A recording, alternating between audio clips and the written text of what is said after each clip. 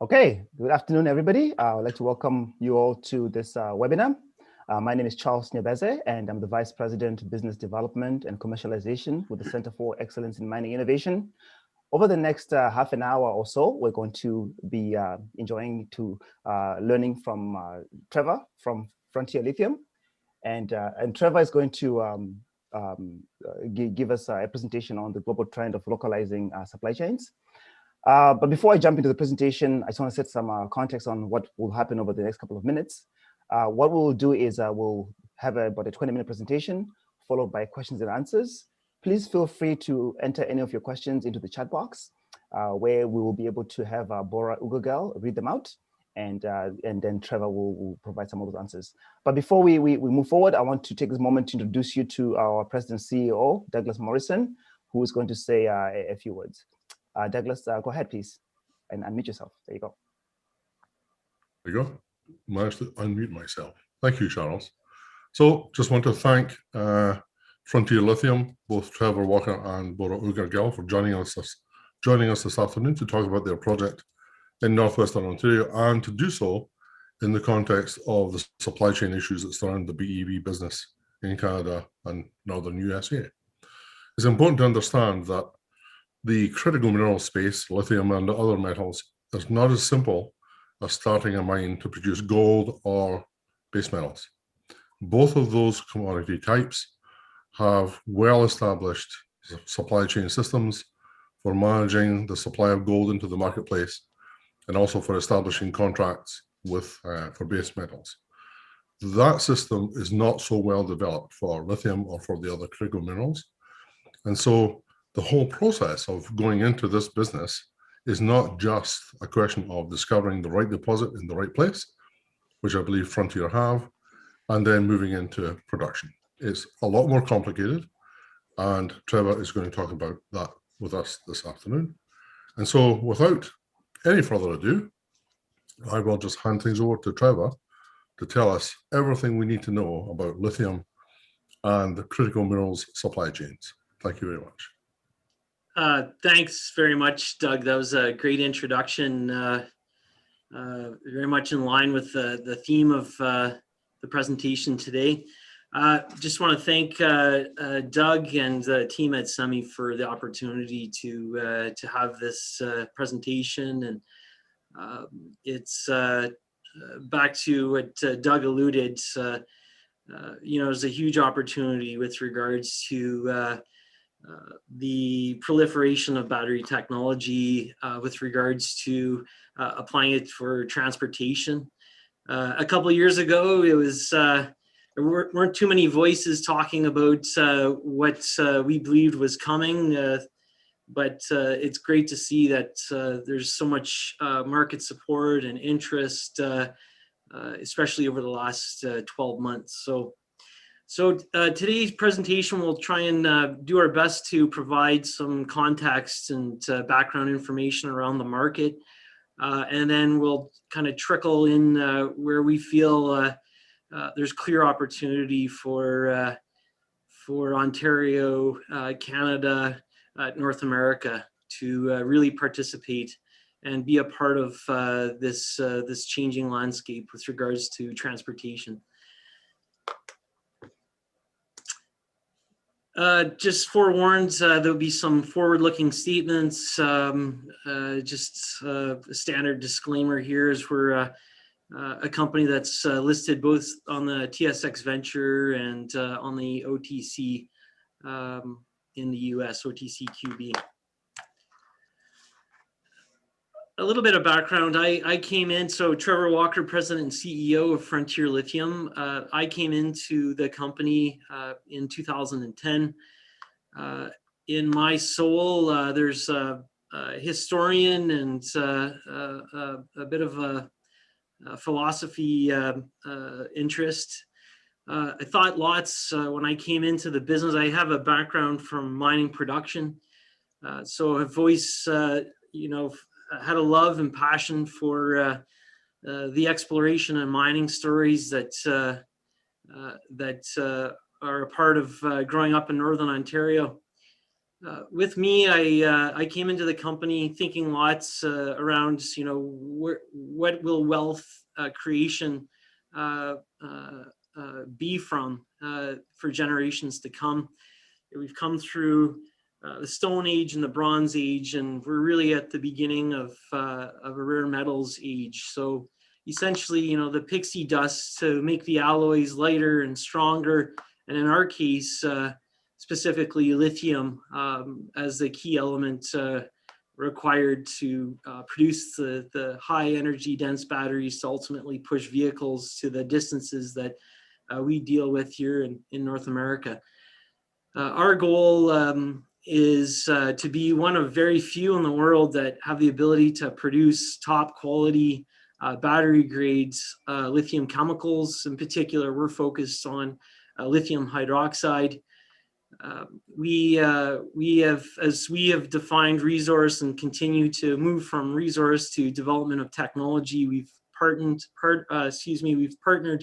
about a year ago with XPS, that of course being a subsidiary of Glencore, based out of Falconbridge here in town. So it's been a key partnership to work on innovative, simple technologies to really look at transforming world-class resource that we have, in particular on our project in Ontario, into top quality lithium chemicals. We have the ability with our company to also break a monopoly, really controlled out of a deposit on the other side of the world in southwestern Australia, controlled by a large Chinese group. We have a luxury here in the province of being proximate to the Great Lakes region, of course, an integral transportation corridor and hub. It's really a heartbeat of manufacturing, and obviously world-class resources close to manufacturing is a huge opportunity. Recently, we put out a PEA for the company. We've on a fully integrated, so that's basically based on building a mine, a mill, and downstream chemical plant to be located in the Great Lakes region. It's really based on the metrics we've used. It's just shy of $1 billion US dollar project. That's post-tax NPV. And touched upon, the huge opportunity that we have here in our area, just being such rich in resources and the expertise on applying good old Northern know-how to what has worked to this lithium space. The company quickly is about a $200 million market capitalization. We're trading again on the TSX Venture, OTCQB. We are just in the midst of financing right now to advance our test work into ultimately supporting a pre-feasibility study that we would expect to have done within the next 12 months. The company has been focused on lithium since 2011.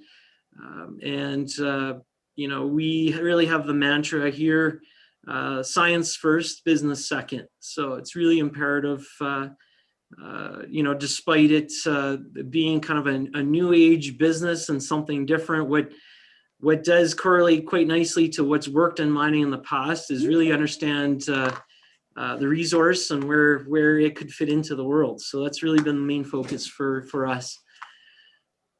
To move along here to the market, it's really important for us to set the stage in the presentation.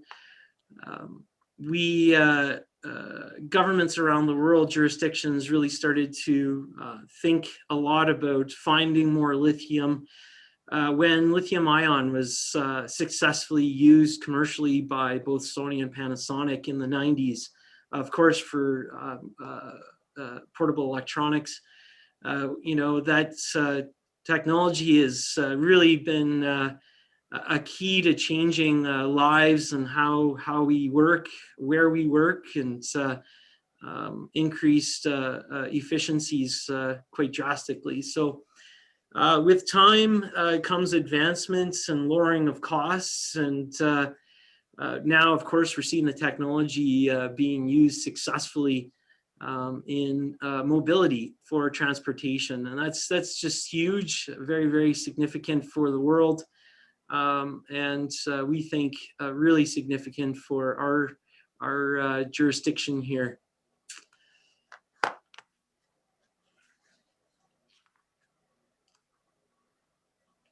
A little bit on where does lithium come from. Essentially, historically speaking, that's always the best place to start. Two sources that have proven to be commercially viable. Half the world's lithium comes from the Lithium Triangle, and that's really an area down in the Andes in South America between Chile, Argentina, and Bolivia. Most of the production has been based out of Chile, in particular the Atacama Desert. So a couple of multinationals, Albemarle, SQM, operates and really deliver to the market roughly half of the world's lithium. The other half traditionally came out of one mine out of southwestern Australia, and that being a hard rock deposit, very similar to what we are working on here in Ontario. The mineral of choice, which carries the highest lithium content, is called spodumene. So spodumene and these brines in the Atacama, again, the brines, they are really aquifers at high elevation in the Atacama, whereby the brine solution through various wells are pumped into very large holding ponds. The retention time in those holding ponds roughly 18 to 24 months to then produce a pre-concentrate that then can be processed. So therein lies a major difference between that type of source and hard rock, like what we're accustomed to in Canada and most of North America, is that this mineral spodumene has, where brines are dealing with 500 to 800 parts per million, we're dealing in percents in hard rock. So it's much higher concentration. Of course, doesn't have typically doesn't have the volume or size, but in our case, we are fortunate to be working on a really high grade deposit. So these two sources essentially supply the world's demand. Of course, typical history based on pharmaceuticals and now other applications, both for some of the best glass in the world requires lithium. So most people don't know it, but the lithium in people's phones is actually higher in the glass content than in the battery content. And of course now with regards to batteries. So I'm already pushed for time here. So I'm going to speed things up a little bit. Essentially, the annual growth rate across the board is in around 35% for lithium material supply. EV sales are increasing this year, an estimated 45%. There's about 3.5 million vehicles sold globally in 2020, electric vehicles. The penetration rate is expected to increase by a factor of 3 from now until 2025. So these numbers are really staggering. It's not going to be easy.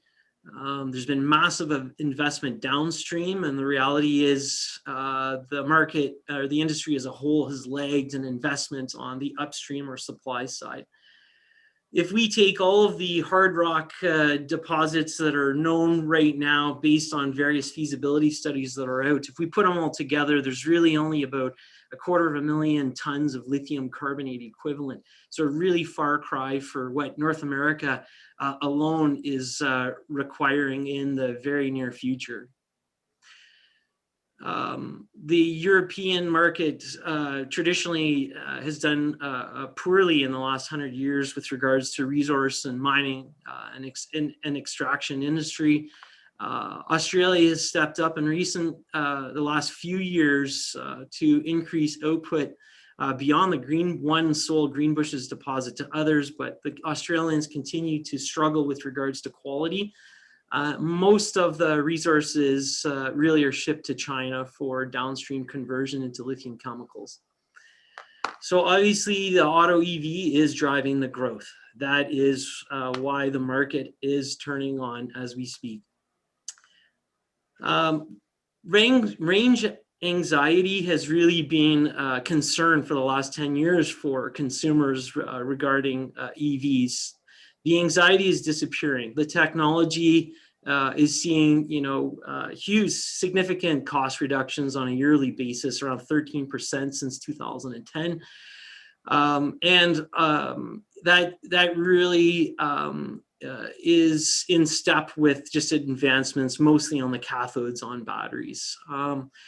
We have always had a view that both in Europe and more so in North America, the manufacturers and ultimate consumers are going to require a high nickel cathode.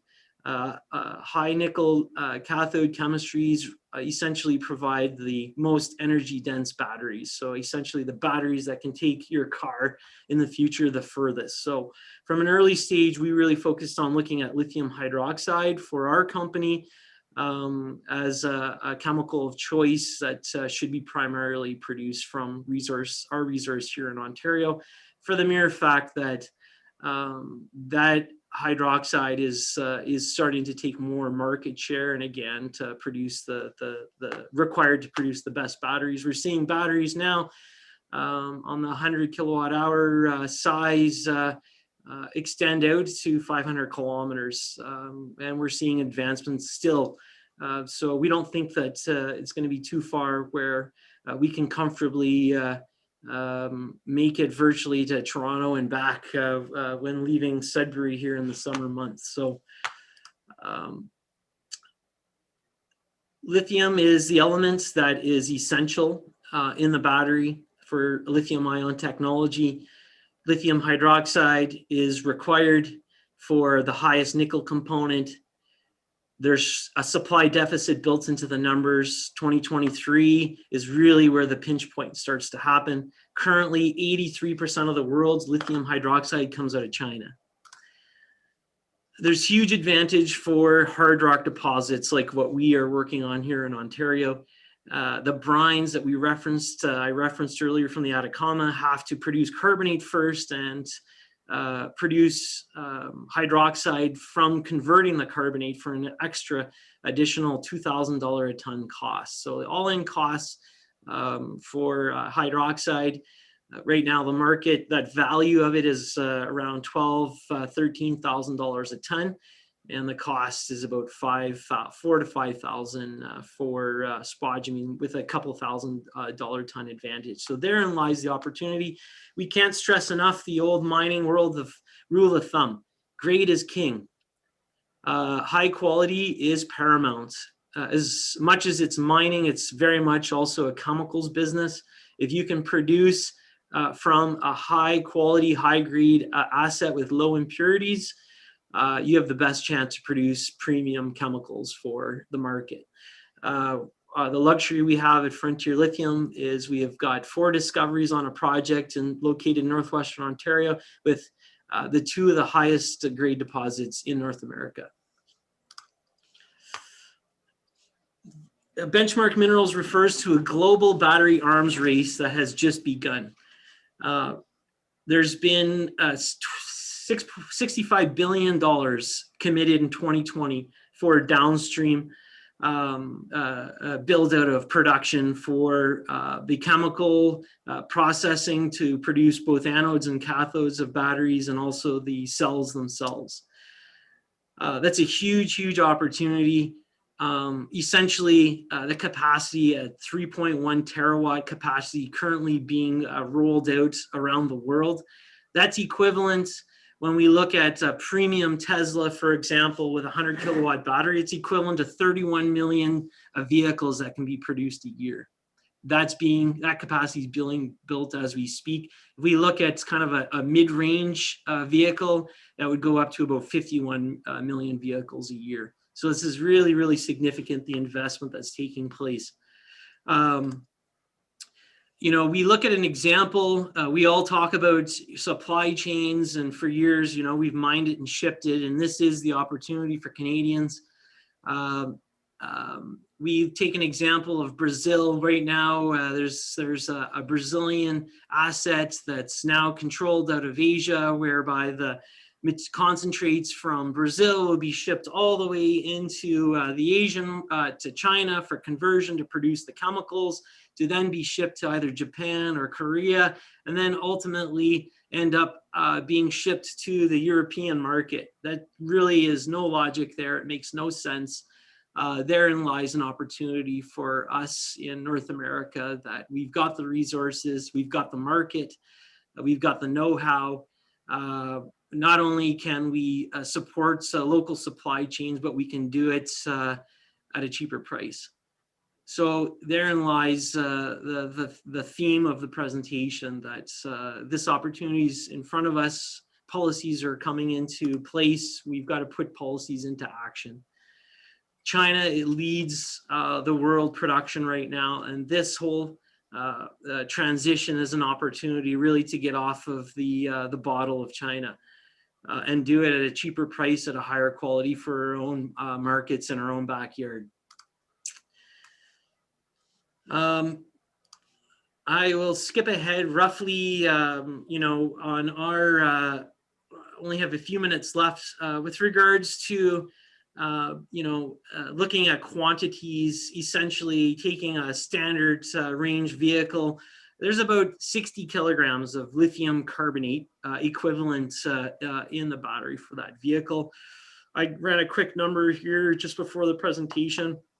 To produce that would come from roughly 2 tons of ore. And in our case, for what the company has looked at in our PEA, that would produce roughly 335,000 vehicles a year just from our project alone, based on the scale that we've looked at for the typical size of both mining and downstream chemical conversion plant. So it's significant, the market, and we can't stress enough that you know, we have a golden opportunity, but time for action is now. You could imagine that jurisdictions around the world are vying for the opportunity to manufacture and produce electric vehicles. But again, the golden opportunity we have in the Great Lakes region, and in our case here in Ontario, with, you know, high quality lithium in our case, of course, notwithstanding the nickel here based out of the Sudbury camp, and cobalt byproduct, etc. So our advice has been very simple to the government: work with what you got, support the resource side of the spectrum, support the OEMs, and the rest will be filled in. The reality in our view is we do not expect the resources to be shipped around the world. It's those jurisdictions with resources such as what we have in Ontario are going to be the real winners. But Ontario has, the province, the government really do need to get moving. The Europeans are a little bit ahead of North America right now. In the last 6 months, $5 billion is committed to Ontario OEMs with government support both out of Ontario and Ottawa. The critical collaboration, the critical minerals collaboration between the United States and Canada is in place. We're feeling some environmental pushback from some of the potential sources in the US. So that's a golden opportunity for Canada with our cousins to the south, and work very closely to make sure that this is really a North America build. So policies are being put into place. We have the ability here to be low cost. Ontario in particular has one of the cleanest grids in the world. It's 96% zero carbon electricity source. We are a very responsible jurisdiction that continues to make improvements with regards to environmental, social governance. So the timing is perfect, where we now have our historical tradition of strong mining with technology coming together. So the opportunity really is not in mining and shipping it. It's really about going downstream with our resources in our jurisdiction to produce the chemicals required for what we're seeing the OEMs wanting to do in Southern Ontario and in the Northern US. So the wealth is really in that added value. So government really needs to focus on supporting that and making sure that our resources don't go to foreign jurisdictions. The business is complicated. You know, there's 30 steps involved with regards to producing quality lithium chemicals. It's not about putting the rock in the box and shipping it. It's really intricate. There's a lot of room for improvement from the historical flow sheets that we've seen come out of China. And that is exactly what our partner in XPS here in Falconbridge and ourselves are working on right now. There's a mini pilot plant that's operating as we speak in Falconbridge that's taking premium concentrates that we've produced from our resource to produce lithium hydroxide. Based on our timeline on where we're at in this level of feasibility, with an accelerated plan, we could see the potential to start putting shovels in the ground in our project at the earliest in 2024. We feel that's very much in line with supply deficits. Coming to a conclusion here, with regards to the process that we're working on, we're essentially removing some byproduct that really has no value and is very difficult to deal with. So we've taken good old Northern know-how with regards to water treatment and applied it to leach solutions that are elevated in lithium. It's worked very successfully at a bench scale. Patents, there's a patent pending. We'll be finalizing IP jurisdictions this spring.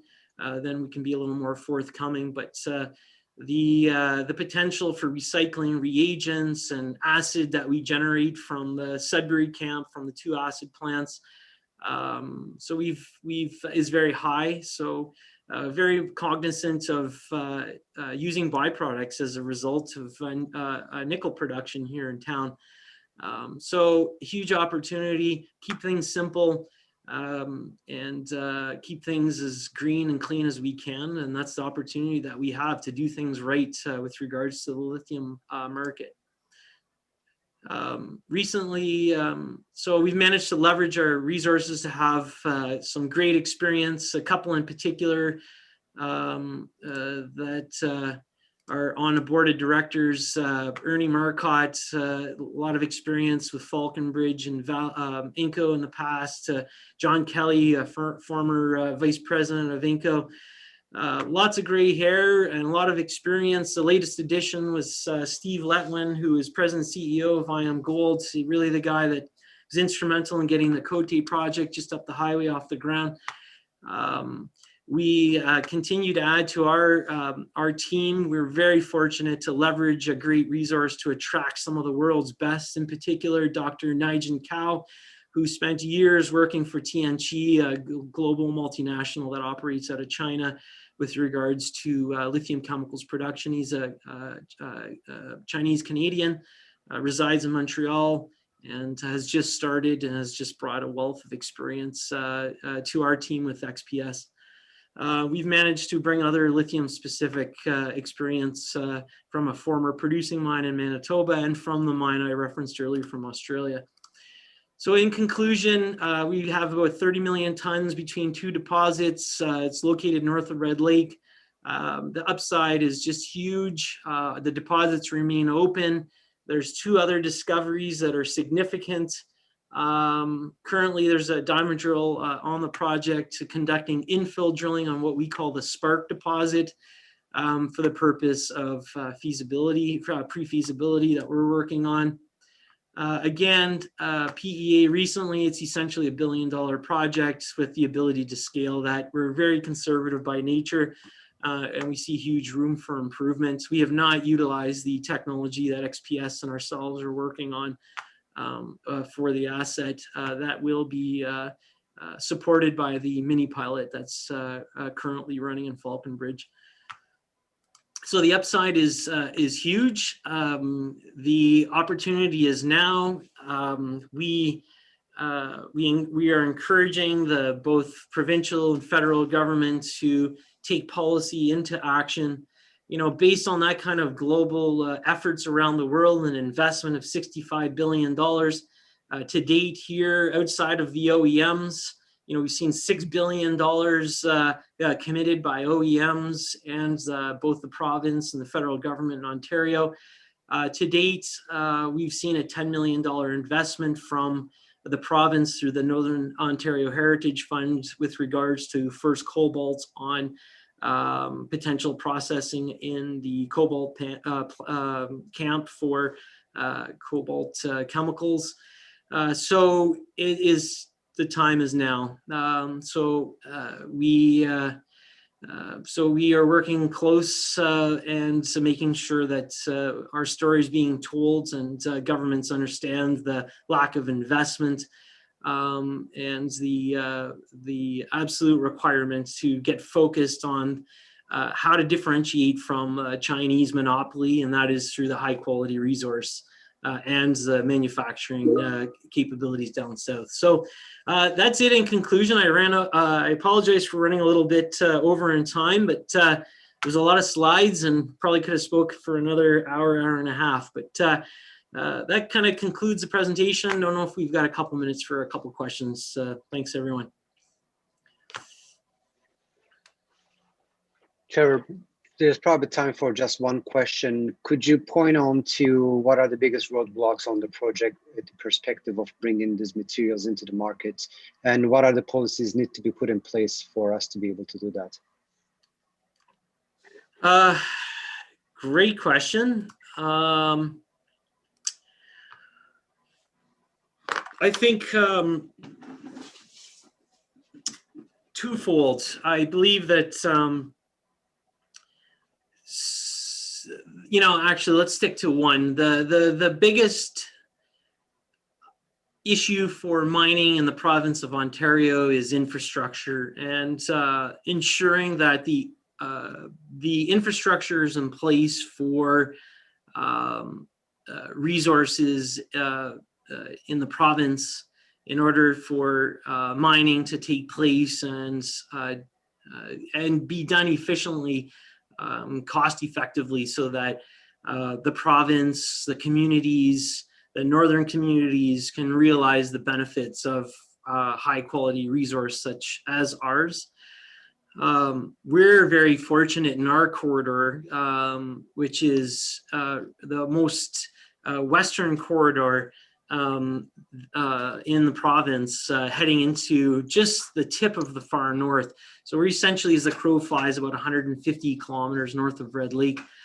We're fortunate in the fact that the Wate Power Project, the high voltage transmission line, is currently under construction and expected to be accomplished in the by the end of 2023. In fact, that transmission line actually runs about 4 kilometers away from what is referenced as the Electric Avenue, where our project resides with North America's premium lithium assets. Behind that is the Barons Lake. Currently, there's an engineering group based out of Thunder Bay that's performing the engineering for a bridge across the Barons.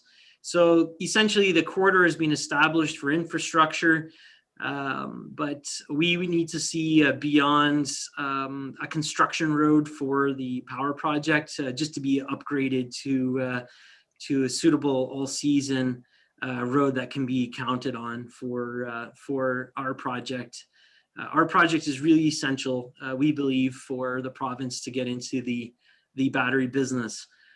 So it's important for governments to utilize current activities and leverage that to make sure that a project such as ours sees the road access that's suitable to support the size of operation that we're looking at. Right. Thank you so much, Trevor. And also thank you for our guests for holding on to the very end. Trevor, I just want to take this moment to thank you and the team at Frontier. Thank you, and Bora Ugugel in particular.